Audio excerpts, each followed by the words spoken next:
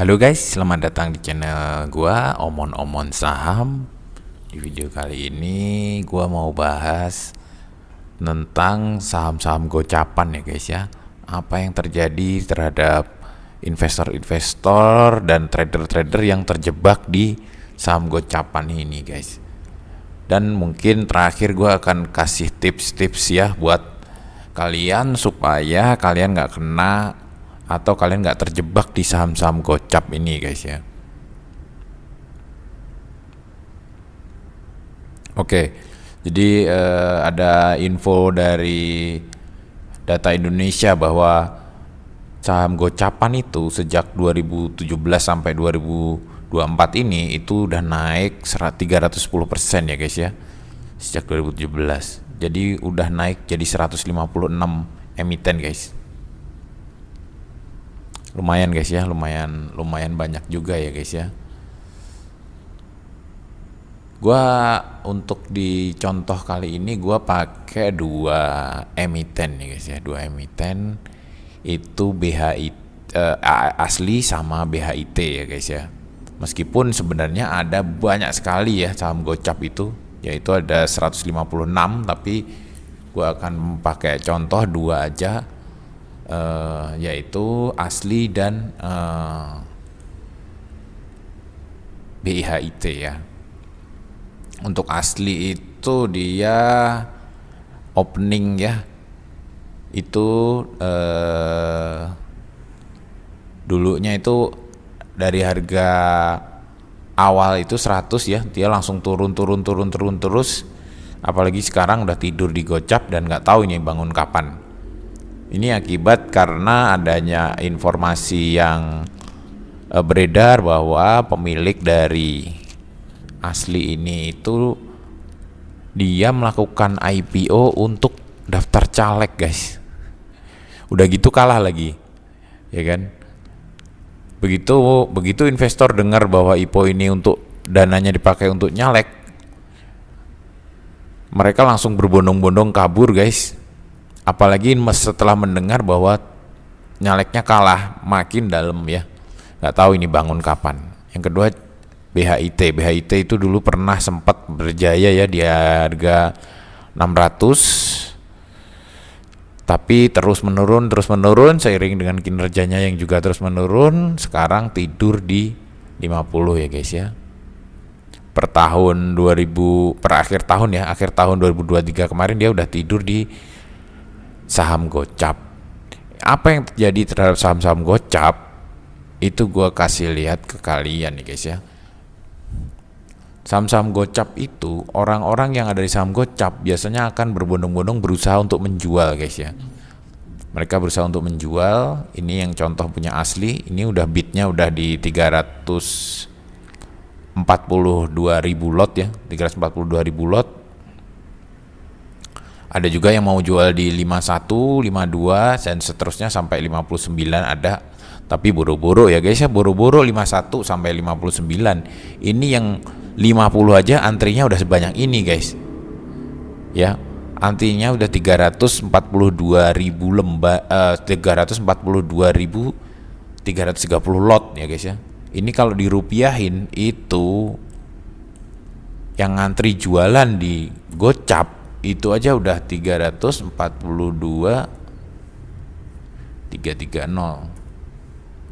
kali 100 lembar kali 50 guys.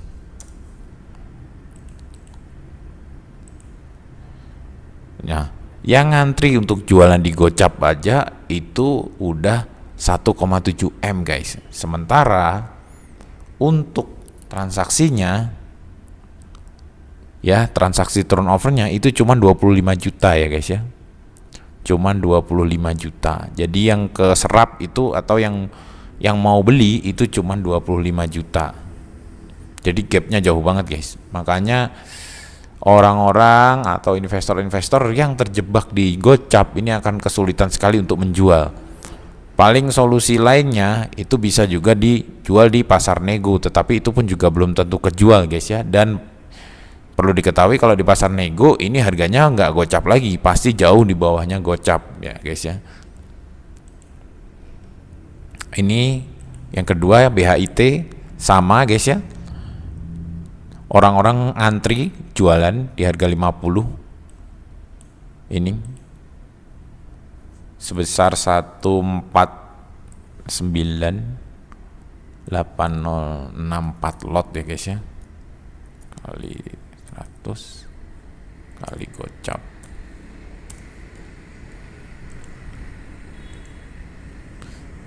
$7 miliar guys. Dan ini hampir kejadian tiap hari kayak gini guys. Jadi mereka orang-orang yang terjebak di sini itu masih terus berharap bahwa suatu saat ya suatu saat ya, bukan ngetawain ya guys ya, tapi apa namanya, ini untuk pelajaran kita aja guys ya. Orang-orang ini berharap bahwa suatu saat itu ada orang yang mau membeli saham mereka guys. Jadi tiap hari guys, tiap hari itu ditawarin terus di harga gocap, sambil nunggu suatu saat akan ada orang yang mau beli saham ini gitu guys ya. Ini dia tawarin tuh 7 miliar guys yang ditawarkan guys, tapi mana yang laku guys? Yang laku hanya 1,58 juta guys. Jauh banget ya guys ya, jauh sekali guys. Jadi yang ditawarin 7 miliar, yang laku itu hanya 1,5 juta. Berapa persennya? Itu cuma 0,00000 sekian persen ya guys ya. Ya kan? 158.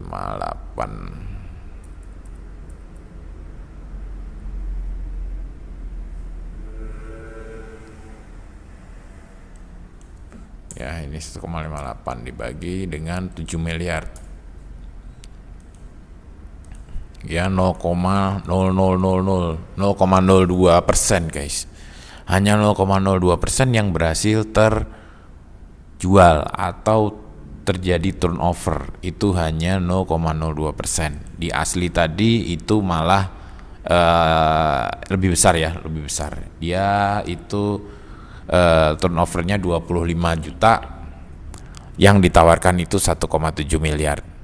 Kalau BHIT itu yang ditawarkan 7,4 miliar, yang terserap hanya 1,5 juta, 1,5 juta guys. 1,5 juta itu ya untuk zaman sekarang ini paling cukup untuk hidup 2 minggu ya guys ya. Sorry, 1,5 juta itu mungkin kalau di Jakarta mungkin 1 minggu guys. Ya, jadi itu yang terjadi. Jadi jangan sampai lu semua kena prank atau kena nyangkut di saham-saham gocap nih guys ya. Karena saham-saham gocap ini sudah pasti tidak akan membagikan dividen ya guys ya. Sudah gitu, sudah tidak bagi dividen juga, dijual juga susah ya. Lu bayangin lu, 7 miliar ya, 7 miliar orang berusaha jual di gocap hampir setiap hari, mereka ngantri di sini ya guys ya. Berapa kerugiannya ya? Makanya Lo Keng Hong itu sering bilang bahwa pasar saham itu kejam ya guys ya. Meskipun harta karun itu ada di pasar saham, tapi pasar saham itu kejam terhadap orang-orang yang nggak tahu kondisi di pasar saham ya guys ya, nggak tahu strategi ya guys ya. Untuk itu tipsnya adalah satu, lu jangan beli kucing dalam karung guys. Itu basicnya tuh, jangan pernah beli kucing dalam karung guys.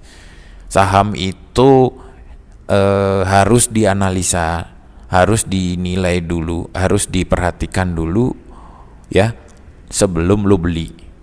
Jangan sampai lu asal beli terus akhirnya lu nyangkut di saham-saham gocap kayak gini.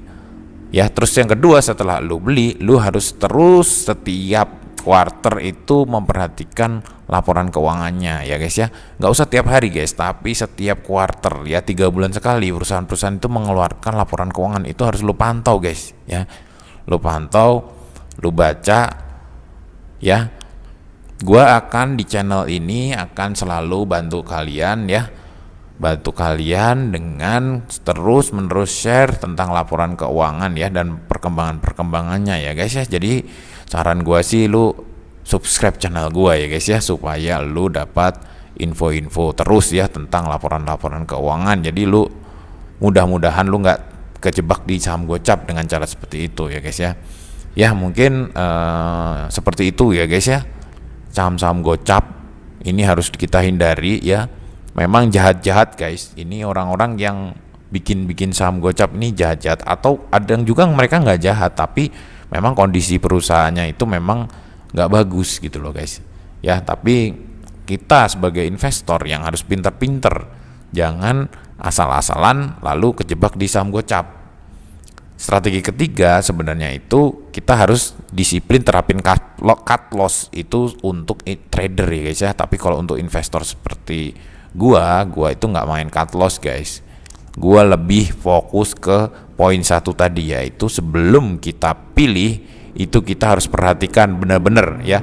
Perhatikan benar-benar saham yang akan kita beli, kita analisa baik-baik laporan keuangannya, baru kita beli. Sesudah itu kita pantau atau kita perhatikan selalu laporan keuangannya.